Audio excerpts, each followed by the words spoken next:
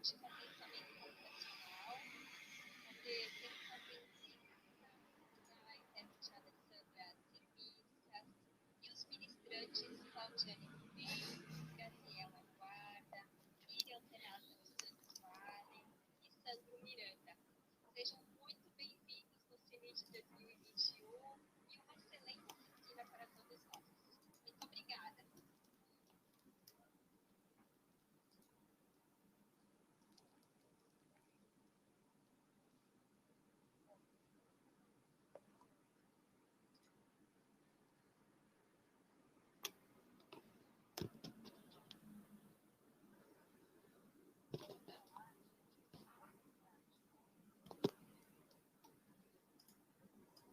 Pensamento computacional. Eu sou Claudiane Ribeiro, estou usando óculos, sou morena, tenho os cabelos castanhos claros, estou vestindo uma roupa azul, que é um fundo e uma parede branca. Nós fazemos parte do grupo de pesquisa Tecnologias Computacionais no Ensino e Aprendizagem na Ótica da Diversidade, Inclusão e Inovação, do professor doutor Sérgio Crespo, da UF. Nós estamos aqui pela universidade, né, e é um prazer atender aí o convite do CENIT. Vamos falar um pouquinho de diversidade e inclusão. É uma questão de atitude, né, mais que uma questão de atitude do profissional que vai estar à frente de uma sala de aula, de um curso, ou de qualquer outro ambiente em que se quer aprender, né? Nós estamos falando de curso que diz que ele fala do princípio, porque o princípio fundamental da educação inclusiva é a valorização da diversidade e da comunidade humana. Ele fala da educação inclusiva, que é totalmente abraçada quando nós abandonamos aquela ideia de que as crianças devem se tornar iguais, né, normais, para contribuir para o mundo. É muito importante nós falarmos de inclusão, porque ele é um processo que ocorre em escolas, na sociedade, em qualquer nível, onde nós devemos nos preparar, né, para propiciar um ensino de qualidade para todos os alunos, para todos os sujeitos, independentemente de seus atributos pessoais, inteligências, estilos de aprendizagem e necessidades comuns ou especiais. Aí nós citamos o Steinbach, de 1999. Mas por que usar o pensamento computacional na educação inclusiva? É uma questão. Ao lidar com a diversidade de pessoas na sala de aula, né, nós temos docentes que passam a ter atitudes que podem não ser facilitadoras na aprendizagem.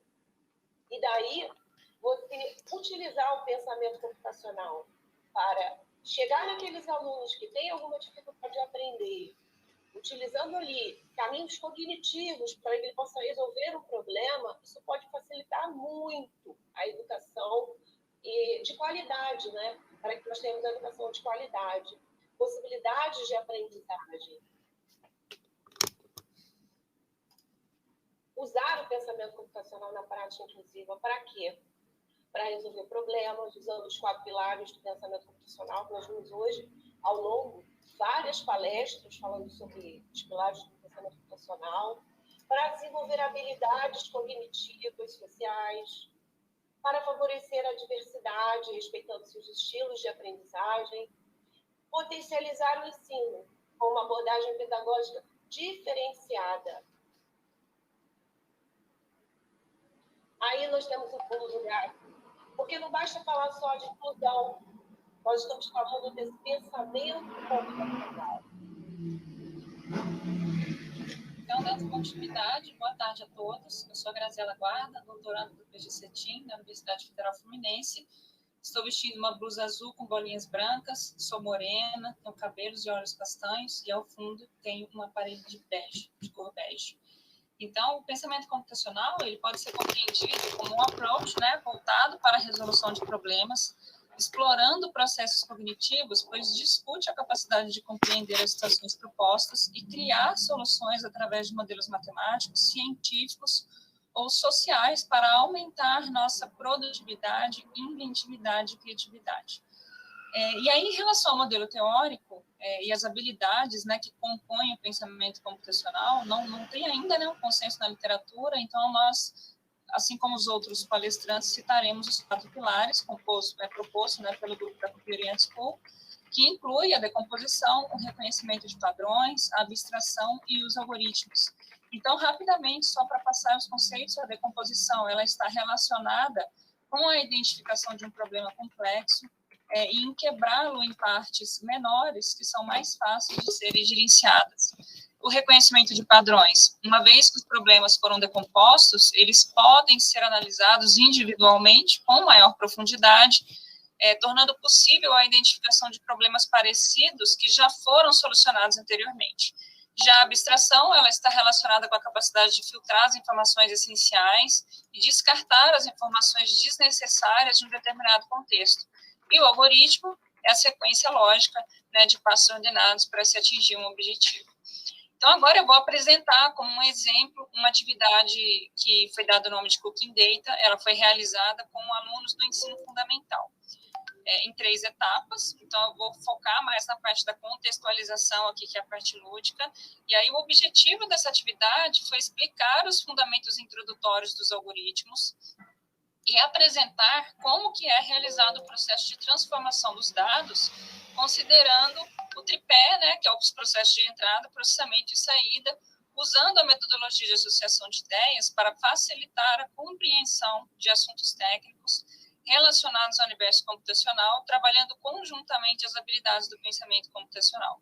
Então, nesse sentido, os estudantes tiveram a experiência de preparar receitas culinárias como forma de serem apresentados ao conceito de abstração e a transformação dos dados usando o tripé. Então, a entrada, que eu vou exemplificar primeiro, ela se refere aos elementos ou os dados necessários para que o processamento ocorra, ou seja, é aquilo que você precisa como requisito para desenvolver a sua solução. No caso aqui, como nós produzimos 2 receitas, que foram um brigadeiro e um beijinho, os dados de entrada, no caso aqui do nosso exemplo, seriam os ingredientes, que é aquilo que a gente precisa para realizar o processamento. Então, esses ingredientes eles foram separados em potinhos, para que eles pudessem passar para a etapa do processamento. Então, o processamento ele se refere à transformação ou geração de novos resultados, cálculos ou regras específicas que devem ser aplicadas na solução algorítmica. E a saída, né, então, é o resultado esperado, que pode ser um cálculo, uma mensagem, um resultado de análise de dados, uma imagem, ou uma outra situação, ou um outro contexto. Então, aqui, voltando para a receita culinária, o processamento, o que seria o processamento? Né? Então, é o momento em que a gente sai dos ingredientes para a construção daquela massa, né? Para a confecção daquela massa. Então, houve uma transformação dos ingredientes para uma massa e ele muda de estado. E a saída é os docinhos prontos para consumo, que é a terceira imagem aqui, que é a saída do processamento de abstração. Então, essa atividade, ela acabou passando por um processo do concreto, né, para o abstrato, que é, de um certo modo, um processo contrário ao que a maioria dos exemplos. E é um tipo de proposta que se adequa melhor para essa perspectiva inclusiva. E ela pode ser perfeitamente, é um tipo de atividade, né, que pode perfeitamente ser adaptada para os alunos da educação especial. Então, por exemplo, a gente poderia ter, trazendo uma possível exemplificação de adaptação. Os potes e os nomes das receitas, em vez de eles ficarem visuais, eles poderiam ser colocados em braille, por exemplo, para os alunos com deficiência visual.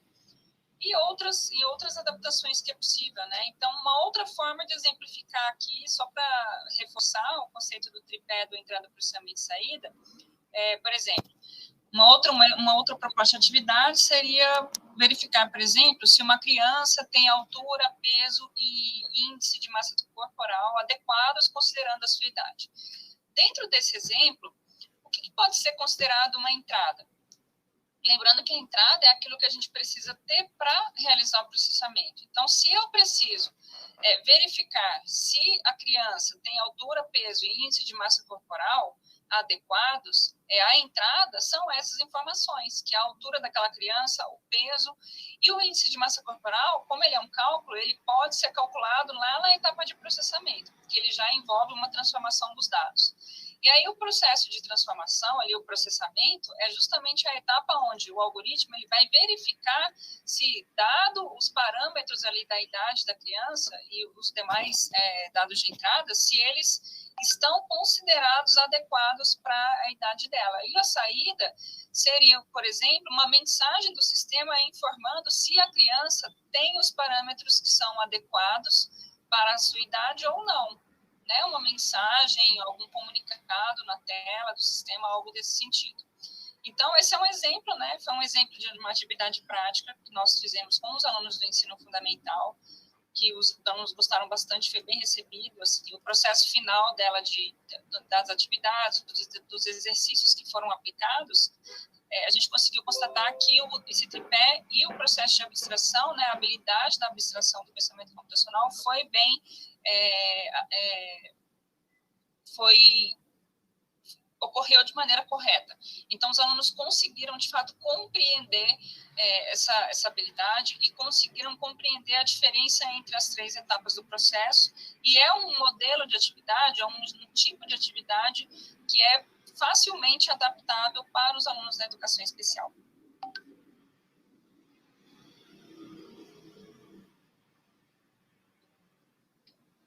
Então, voltamos nós aqui, agora para continuar falando, né, que a Graziela trouxe aí exemplo bem prático de como a gente pode adaptar uma atividade simples, né, para pessoas com alguma necessidade educativa especial, que foi a receita, né, pode se adaptar para o Braille, por exemplo, mas trabalhar com essas diferenças muitas das vezes trazem desafios, né, para o professor.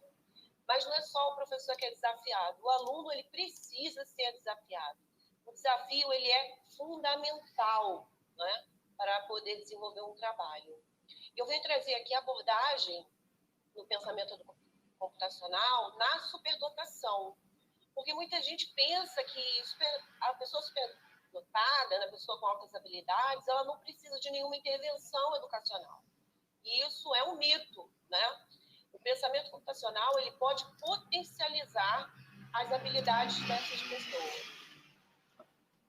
As situações problemas, de acordo com o interesse dos alunos, é uma forma de contribuir, né, com o aprofundamento dos conhecimentos dessas pessoas. A construção do pensamento lógico, as habilidades de reconhecimento de padrões, o desenvolvimento do raciocínio por meio dos 4 pilares, que são decomposição, aí a Graça já falou, reconhecimento de padrões, abstração e os algoritmos. Com essas atividades, o quanto mais práticas forem, melhor para eles resolverem os problemas, né? Estando sempre associado ao seu dia a dia e ao interesse pessoal. Os estímulos, eles devem ocorrer o quanto antes, porque essas pessoas, elas podem perder o talento ao longo do tempo. Elas, se não se desenvolver um trabalho desde os pequenos, desde a paternidade, eles podem perder o interesse por uma temática ou outra. E aí você perde potencialidades, você perde ali talentos, e organizar tempo para projetos de aprendizagem é só um dos pulos do gato que o pensamento computacional pode colaborar aí. E o trabalho colaborativo, né? Esses alunos eles têm muitas das vezes dificuldades de trabalhar em grupos, né? Com pares da mesma idade. Então, os estímulos eles devem ocorrer. A proposição de resolução de problemas reais, de acordo com a realidade deles, interesses, a mediação desses processos devem ser constantes.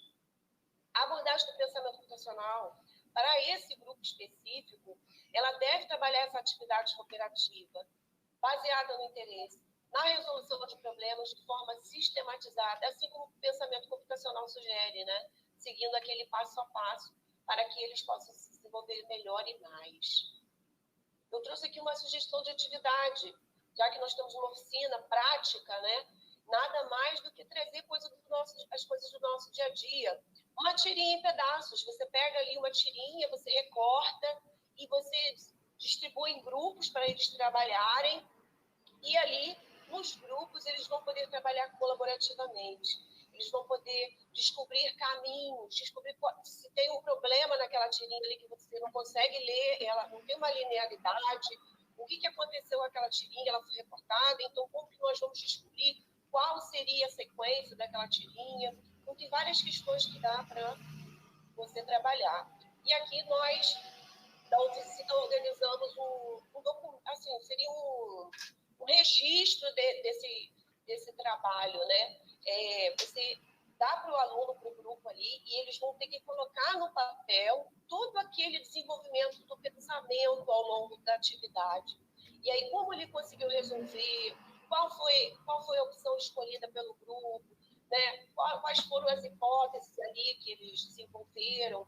Descrever esse passo a passo é um desenvolvimento do pensamento, né? E aí nós queremos trazer a questão computacional, pensamento formal, a formalização daquele pensamento ali, da forma de resolver aquela problemática. Como já foi dito, eles podem ter usado a questão do pilar da abstração, ao perceber que as gravuras estavam desconectas, que não havia uma ordem coerente, a decomposição e a composição. Eles tiveram que decompor e compor várias vezes até perceber qual seria ali a ordem correta da tirinha, né? E trabalhar a questão do algoritmo quando eles tiveram de descrever o passo a passo da atividade. Agora eu vou deixar com vocês o meu colega aí que vai se apresentar, o Sandro Miranda. Olá, boa tarde. Eu sou Sandro Miranda, sou professor de matemática, sou doutorando do programa de pós-graduação em Ciências, Tecnologias e Inclusão da Universidade Federal Fluminense. Sou um homem branco, de 33 anos, uso barba, tenho cabelo preto curto, olhos verdes, estou usando uma camisa listrada em preto e cinza, e ao fundo tem uma estante amarela com livros e uma parede amarela mais ao fundo. Bem, a atividade que eu vou trazer, pensando nessa ideia de trazer questões práticas, né, da utilização do pensamento computacional na sala de aula, trazendo um pouco para o meu lugar de fala também, né, enquanto professor de matemática que atua no segundo segmento do ensino fundamental, eu trago um problema matemático e a ideia é a gente pensar se esse problema estruturado da forma como ele está interessante, está adequado para trabalhar num contexto inclusivo, né, num contexto com alunos com diferentes especificidades, diferentes potencialidades e limitações. Então, pensar se é uma atividade adequada e também pensar como a gente poderia trabalhar os pilares, né, do pensamento computacional, tendo isso em mente, né, tendo em mente que a gente está num contexto inclusivo com alunos com potencialidades e dificuldades diferentes, né? Então, fazendo uma leitura inicial do problema, para a gente se situar e ver do que a gente está tratando. Então, um estudo recente apontou que uma minoria de escolas brasileiras funciona com apenas um turno, a maior parte das escolas funciona com 2 turnos e 20,1% funcionam com 3 turnos. De acordo com o estudo, as escolas de turno simples atendem apenas um grupo de estudantes durante o dia, independentemente da quantidade de horas diárias que o aluno passa na escola. No entanto, a implementação de turnos muitas vezes é privilegiada por proporcionar uma maior racionalização dos créditos escolares. E aí, a escola onde Joana trabalha tem 3 turnos e a maioria dos estudantes estão matriculados no turno da manhã. Foi solicitado que Joana fizesse um gráfico com as quantidades de alunos matriculados em cada turno, mas houve um erro e nos turnos da manhã e da noite não foram exibidos os quantitativos absolutos, mas sim percentuais. Então, a partir do gráfico, agora a gente tem um comando de fato, né, para a resolução do problema, pede-se que o aluno determine o quantitativo de alunos no turno da manhã. E, juntamente, a gente tem o gráfico, né? Não sei se está dando para ver bem na imagem, mas é um gráfico que transmite os percentuais, que na verdade não era para ser os percentuais, né? Ele coloca na questão que houve um erro.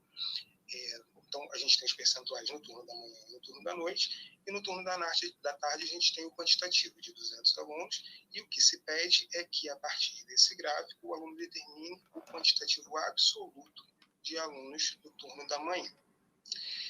Então, a ideia é a gente pensar se essa atividade está adequada para um contexto inclusivo e como a gente trabalharia, né, os pilares do pensamento computacional, pensando na resolução desse problema especificamente. Então, a primeira coisa que a gente tem que se perguntar é se as informações de natureza visual do problema ou da atividade, elas estão acessíveis, né? É claro que depende do contexto em que a gente está trabalhando. Se a gente está num contexto em que todos os estudantes são diferentes, a gente não necessariamente vai precisar fazer uma adaptação da imagem, porque a imagem vai estar acessível para todos os alunos que compõem o grupo. Mas se a gente tiver algum aluno com deficiência visual, né, no grupo, algum aluno cego, algum aluno com baixa visão, a gente vai precisar fazer uma adaptação desse gráfico. E aí essa adaptação ela pode ser feita a partir da elaboração de material tátil, né, de um gráfico com material tátil para que o aluno possa manipular e a partir dessa manipulação acessar as informações que estão sendo descritas nesse gráfico, ou se a gente estiver num contexto em que a produção desse material tátil seja inviabilizada por algum motivo, né, pensando, por exemplo, no contexto em que a gente se insere agora, de ensino remoto, em que a produção de material tátil ela não é ideal por conta da manipulação dos objetos e possibilidade de propagação do vírus, a gente pode trabalhar também com a descrição textual desse gráfico. Então, pensando nesse contexto específico desse gráfico da questão, a gente tem uma possível descrição, né, uma sugestão, um gráfico de barras representando a quantidade de alunos por turno. A gente traz as informações dos eixos horizontal e vertical, e tudo de uma forma bem objetiva, bem simples, trazendo apenas as informações que estão, de fato, descritas no gráfico, né, e não trazendo nenhuma inferência que se possa retirar a partir da leitura do gráfico.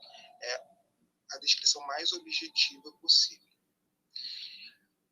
Muito bem. A segunda coisa que a gente tem que se perguntar é se o texto, né, do problema, o enunciado, ele está construído de uma forma clara e objetiva.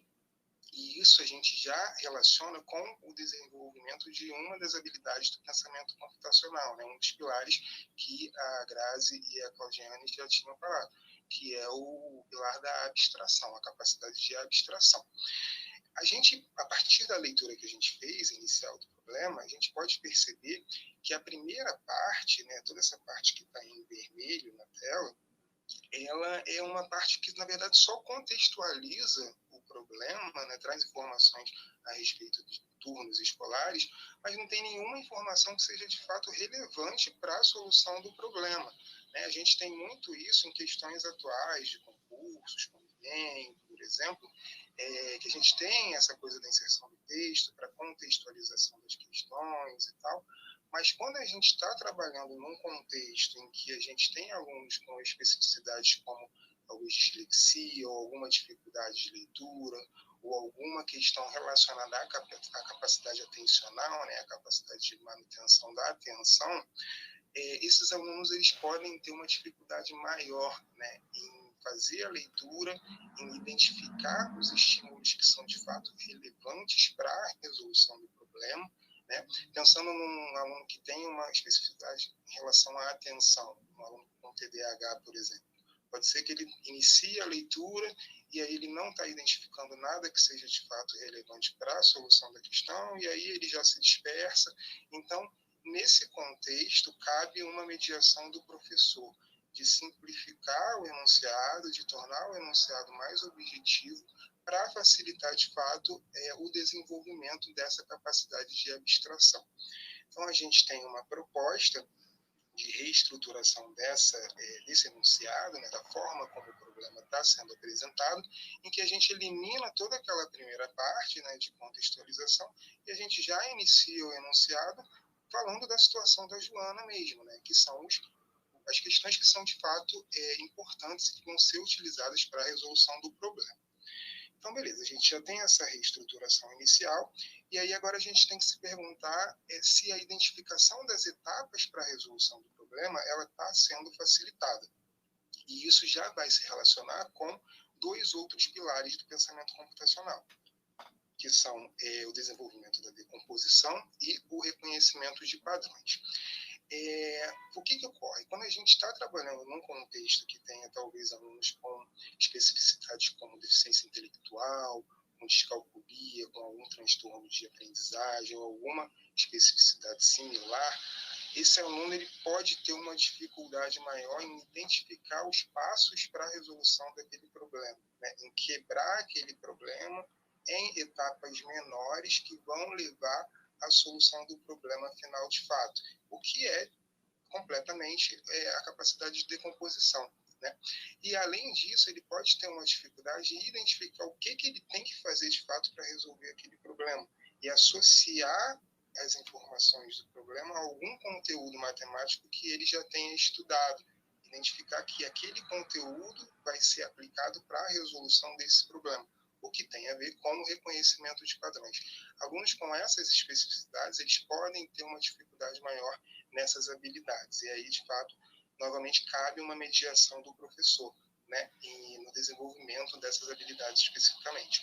E aí, então, a gente tem uma sugestão final de reformulação dessa atividade. Então, a gente simplificou o enunciado, né, retirou aquela parte introdutória que não era relevante para a resolução do problema, a gente tornou o enunciado mais objetivo, e a gente está apresentando o problema, né, em etapas. A gente está colocando, na verdade, itens que devem ser respondidos pelos alunos e que vão levar à resolução do problema final. Então, no item A, a gente dá uma dica, né, dizendo para o aluno observar os percentuais dos turnos da manhã e da noite. Então, espera-se que ele, observando que no turno da noite, tendo 15%, no turno da manhã, tendo 60%, ou seja, totalizando 75%, espera-se que ele identifique que no turno da tarde há um total de 25% dos alunos. Então, a gente dá essa etapa inicial para a resolução do problema. No item B, a gente já coloca uma outra, seria a identificação do total de alunos da escola, e no item C, a gente fala para ele associar esse total de alunos da escola com o percentual do turno da manhã, que aí, de fato, ele vai identificar o total de alunos da manhã. Então, a gente quebrou o problema em etapas e a gente está fazendo essa mediação no sentido da decomposição do problema. A gente tem uma ilustração de como a gente poderia trabalhar esses pilares e reconstruir uma atividade, né, um problema matemático, no sentido de torná-la mais acessível e também de possibilitar o trabalho com as diferentes habilidades do pensamento computacional. E agora a Miriam vai falar um pouquinho sobre computação distribuída. Boa tarde, meu nome é Miriam, sou uma mulher branca, de cabelos loiros, eu uso óculos com aro dourado, eu estou vestindo uma blusa rosa clara, no fundo tem uma parede bege clara, ao lado uma persiana bege clara. Eu sou aluna do mestrado em Diversidade e Inclusão do CNPDI da UF. E eu vou falar um pouquinho sobre a computação desplugada. A computação desplugada ela é uma técnica iniciada por Tim Bell, Ian Witten e Mike Ferris. A partir desta técnica, nós podemos apresentar os fundamentos da ciência da computação ao realizar atividades que dispensam o uso de computadores na sala de aula. Ou seja, dentro da nossa realidade de professores de escola pública, a técnica ela vem nos auxiliar muito por conta dos aparatos tecnológicos que hoje nós não temos em escolas públicas. Aí eu pergunto, mas como trabalhar com as atividades desplugadas? Então, através do livro Ciência da Computação Desplugada, dos autores Tim Bell, Ian Witten e Mike Ferris, nós temos um conjunto de atividades que ensinam a ciência da computação através de jogos, tornando a aprendizagem lúdica e prazerosa. Então, esse livro também vai estar disponível para vocês. Daqui a pouquinho eu vou falar aonde vocês vão encontrar esse livro. Agora eu quero falar um pouquinho, vou apresentar para vocês um produto do meu mestrado de Diversidade e Inclusão da UF. junto com a minha professora orientadora Ruth Maria Mariani e meu orientador Sérgio Crespo, onde nós desenvolvemos um site no formato de um repositório digital chamado Psicomotricidade Infantil. O endereço do site já vai estar no chat para vocês conhecerem melhor. E o objetivo do site é contribuir com a prática pedagógica dos professores na educação infantil nos anos iniciais. Então, o site chama-se Psicomotricidade Infantil. Nós temos 5 categorias, né? A primeira categoria é Infância e Desenvolvimento Infantil, onde nós abordamos a neurociência, atividades para bebê, a BNCC voltada para a educação infantil, brinquedos e brincadeiras. Temos também a categoria Psicomotor Infantil, onde nós temos atividades psicomotoras e materiais didáticos. A próxima categoria é atividades pedagógicas 1 e 2.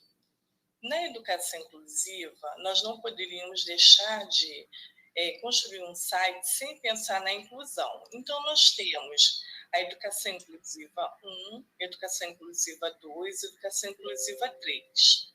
E nós temos o pensamento computacional, onde eu trago atividades desplugadas e atividades plugadas.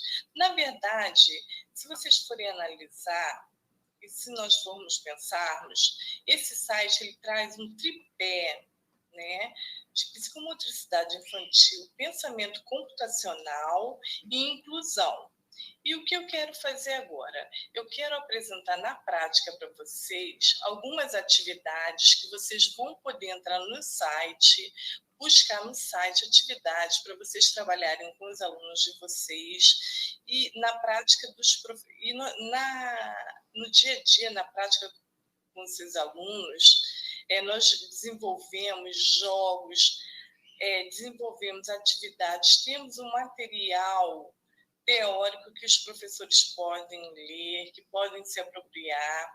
Na verdade, esse site foi todo pensado nos professores da educação infantil e dos anos iniciais. Por quê? Esses professores, geralmente, eles precisam buscar materiais para trabalhar com seus alunos. E aqui nós montamos o site como uma base de pesquisa, porque ele é um repositório digital. Então, nós conseguimos, através desse site, fazer um levantamento de atividades que vão contribuir muito para a prática pedagógica. Então, agora eu vou apresentar para vocês, né, as atividades que estão já no site e que vocês podem pegar e vocês podem imprimir para trabalhar com os alunos de vocês. Então, agora eu vou passar para o slide para mostrar para vocês na prática as atividades do pensamento computacional.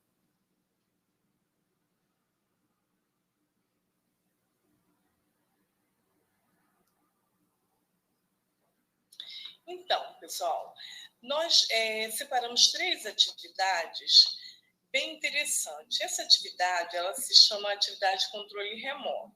O objetivo dessa atividade é trabalhar os pilares de abstração, decomposição e algoritmo, através da utilização de botões de eventos.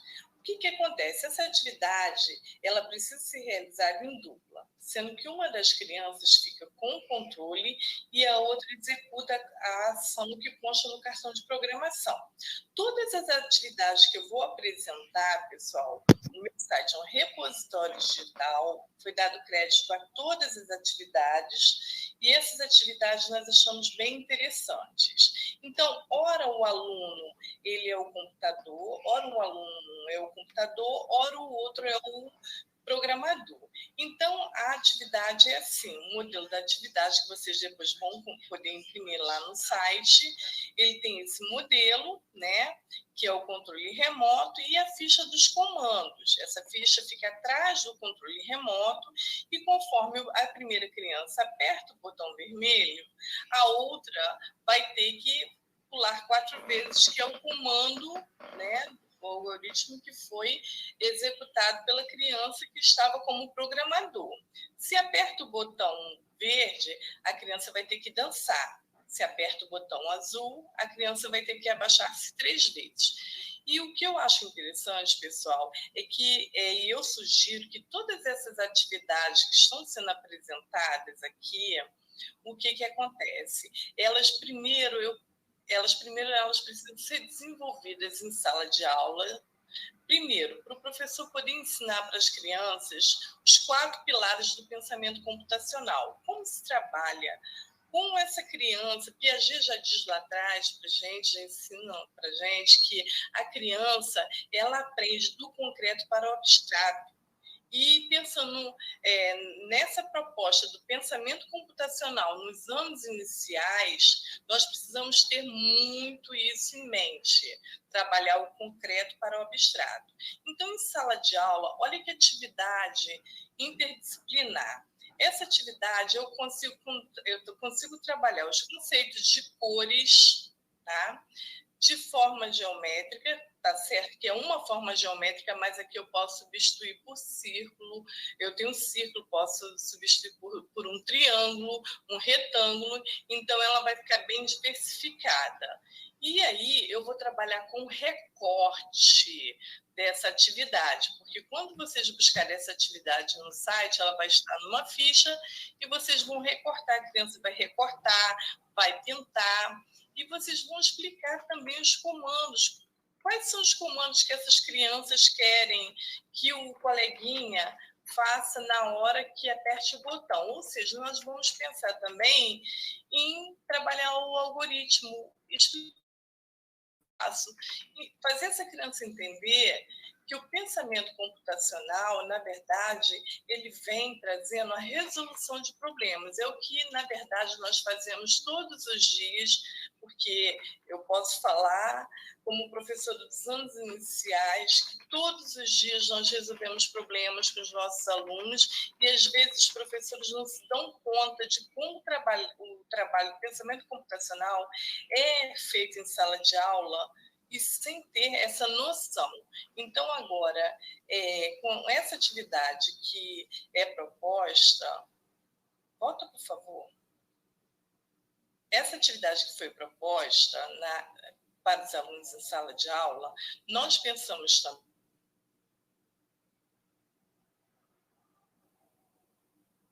Nós não temos turmas homogêneas, né?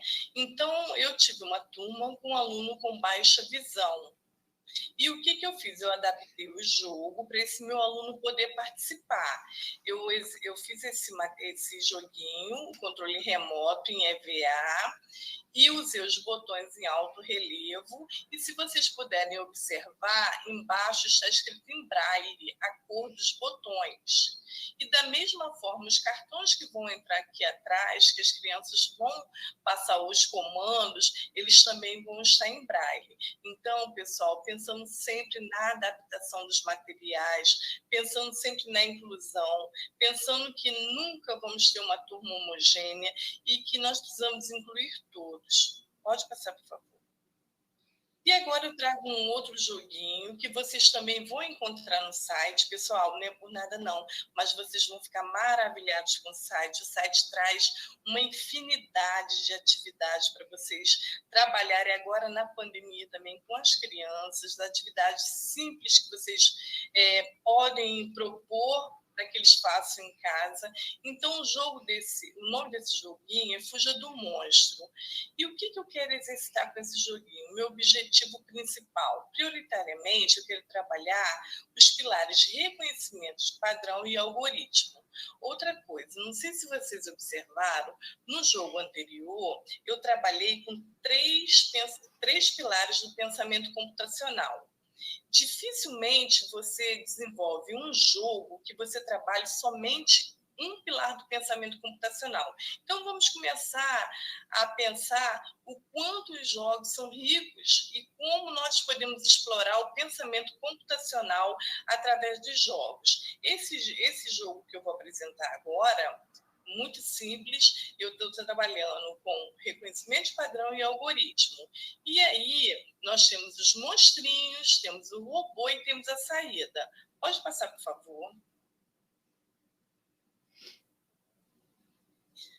E aqui, eu já fiz meio que uma simulação do jogo, o jogo é em dupla também, um jogador posiciona o robô, os monstrinhos e a saída do tabuleiro, cabe ao segundo jogador escrever os comandos necessários para que o robô consiga desviar dos monstrinhos. Exemplo, vire para a direita, vire para a esquerda, siga em frente, ou seja, nós vamos dar o passo a passo para que o colega consiga se desviar dos monstrinhos. E aí esse jogo é bem interessante. Agora, o que eu sugiro para vocês? É o segundo jogo que eu acho muito importante.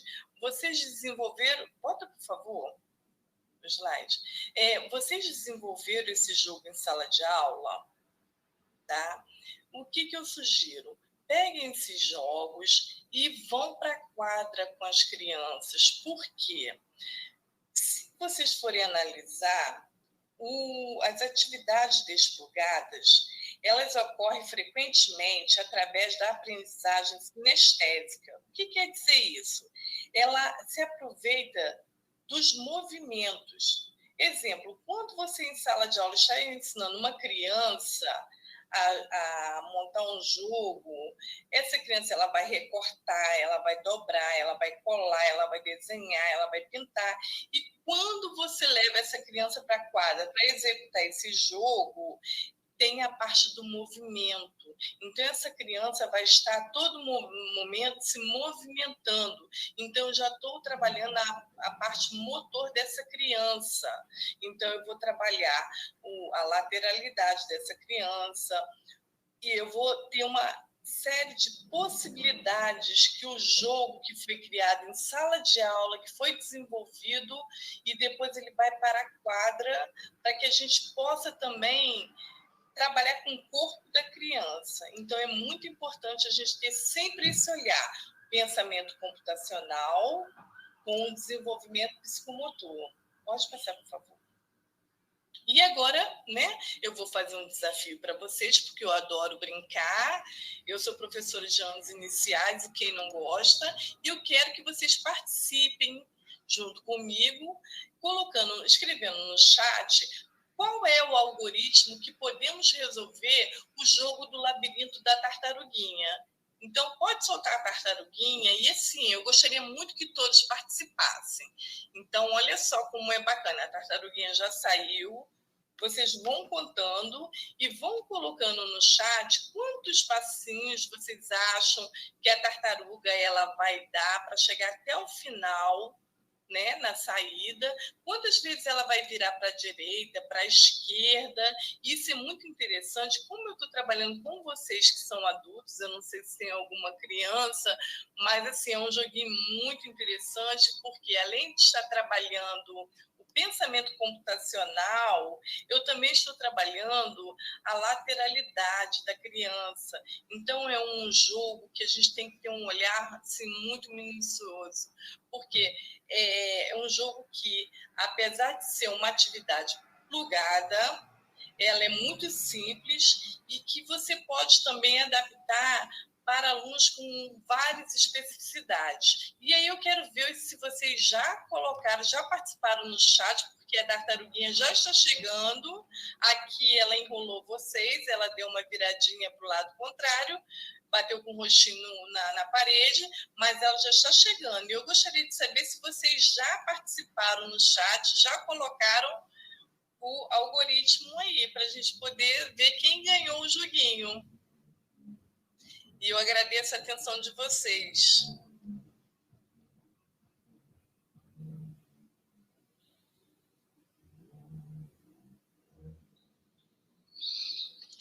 É isso, gente.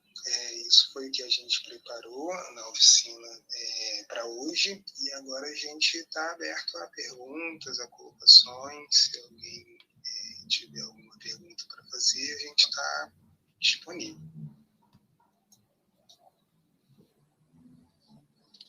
Sandro, será que alguém acertou o algoritmo, Sandro, do nosso joguinho da tartaruga, Sandro?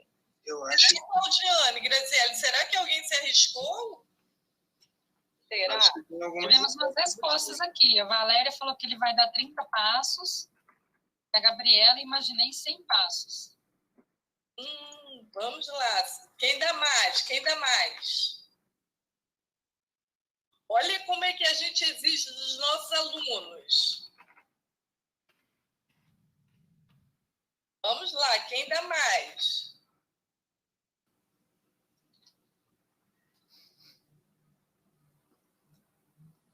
Alguém tem mais alguma sugestão, pessoal?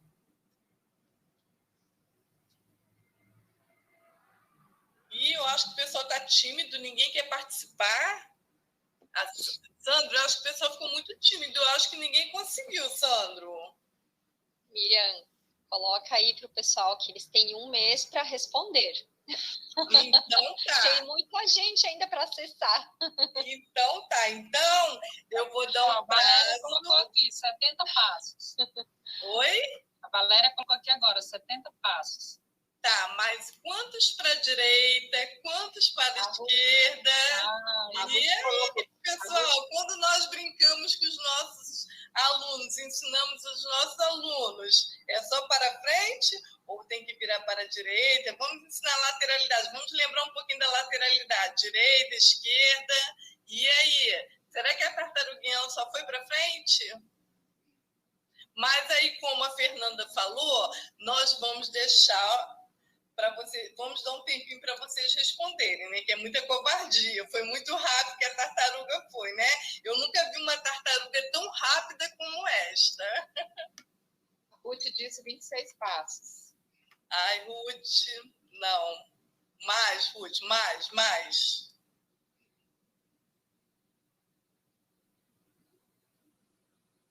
A Roberta aqui já fez a elaboração. Ela falou: avance 3 vezes, gire para a esquerda, avance 19 vezes, gire para a direita, avance 6 vezes, gira para a direita, avance 7, gire para a esquerda, avance 10, gire para a direita, avance 12, gire para a esquerda.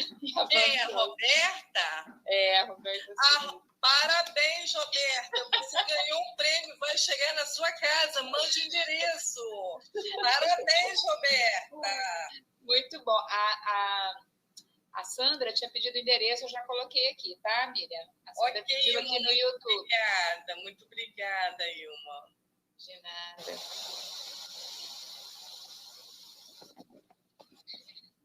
Nós queremos agradecer, né? Agradecer a oportunidade de estar participando desse evento grandioso e muito pertinente à área de inclusão e à área, né, de pensamento. A questão do pensamento computacional ela é fundamental na atualidade. Então, muito obrigada pela oportunidade aí. Nós que agradecemos, em nome de toda a comissão organizadora do CENID, a gente agradece de coração a participação de vocês no primeiro workshop de pensamento computacional e dizer que foi muito bacana a gente trazer essas experiências do pensamento computacional junto com a inclusão. Desde o início eu coloco isso para vocês, né? Do quanto a gente tem que avançar ainda nessas áreas e o quanto a gente ainda pode possibilitar em termos de oficinas, de conferências, e que bom que a gente está tendo essa oportunidade através do CENID e através do ok de vocês, do sim de vocês, de estarem aqui conosco. Então, muito obrigada ao professor Sérgio Crespo também por ter acolhido a proposta e a todos vocês que fazem parte dessa equipe. A gente fica muito, muito agradecidos e muito felizes. E, por último, dizer que, com certeza, esses 30 dias que a gente tem ainda de disponibilidade, né, da fala de vocês, da oficina de vocês no CENID, vai contribuir com uma porcentagem que a gente não tem noção de pessoas, porque aqui está disponibilizado o site, está disponibilizadas informações, várias fontes que poderão ser aplicadas, né, no dia a dia e de uma forma lúdica, de uma forma prazerosa, divertida, que assim a gente aprende mais e melhor. Muito bacana, parabéns pelo trabalho de vocês. Fernanda. E deixo o meu abraço. Fernanda, só um minutinho, antes de você encerrar, nós queremos falar que o site da Miriam está com 95% de acessibilidade, tá? E ela está indo rumo aos 98%, ela quer atingir o volume máximo. Então, para a gente é uma É uma honra, assim, para poder participar. Miriam, você estava excelente, tá? Parabéns. Muito obrigada, Ilma. Muito obrigada. Eu agradeço assim, a todos pela participação.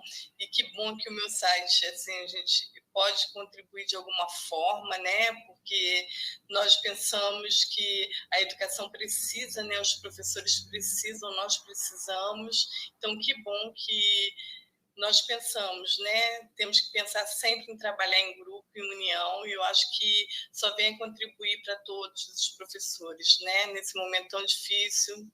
E assim, eu agradeço muito a participação. Ok, Miriam, tem uma pergunta lá no YouTube. A Gabriela está pedindo para colocar o link do site aqui no chat. Já coloquei lá. Colocou? Lá no YouTube, coloquei. Está no YouTube, né? Isso.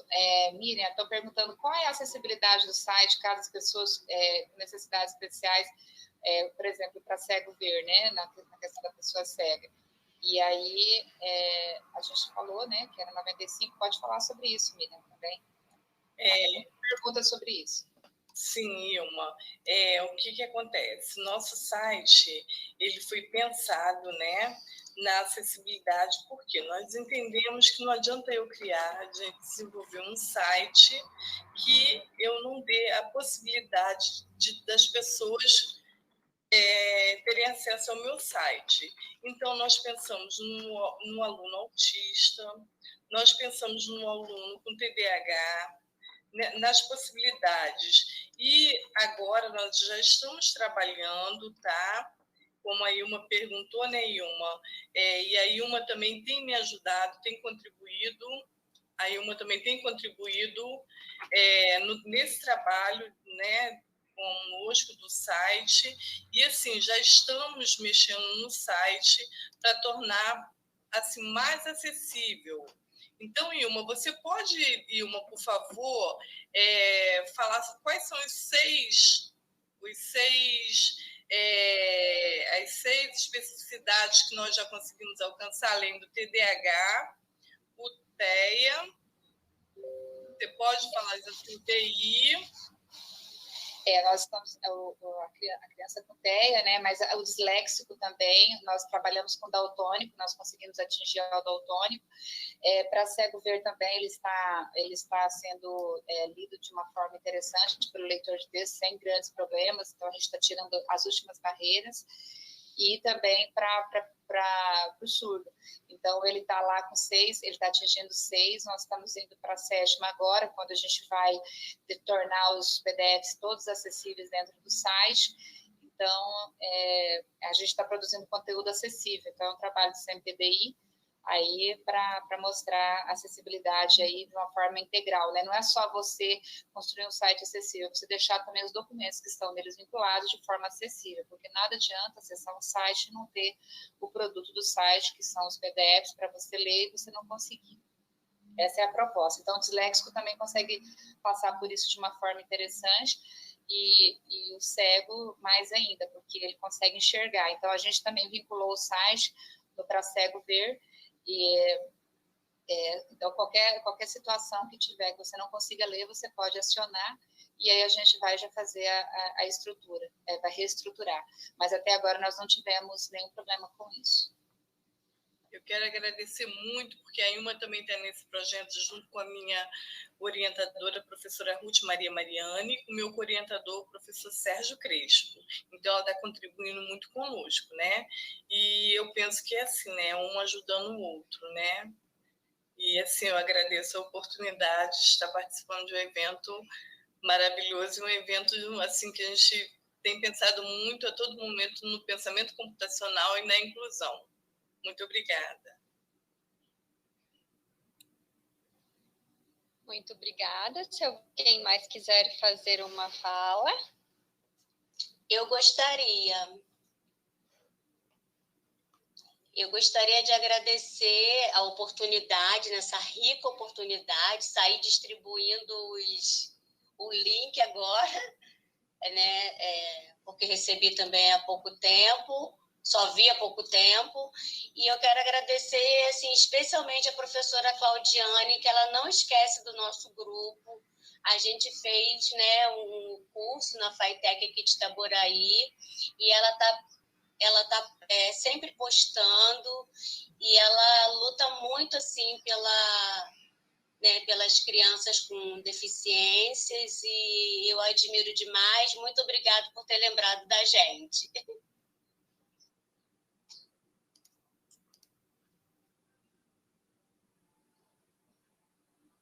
Isso aí, então, pessoal. Muito obrigada. Voltem sempre, que a gente possa nos encontrar novamente nos próximos CENIDs, talvez presencial, talvez virtual, mas que a gente venha a se encontrar novamente e possa compartilhar mais conhecimento, mais experiência ainda até lá. Muito obrigada. Até mais. Tudo de bom para você. Obrigada.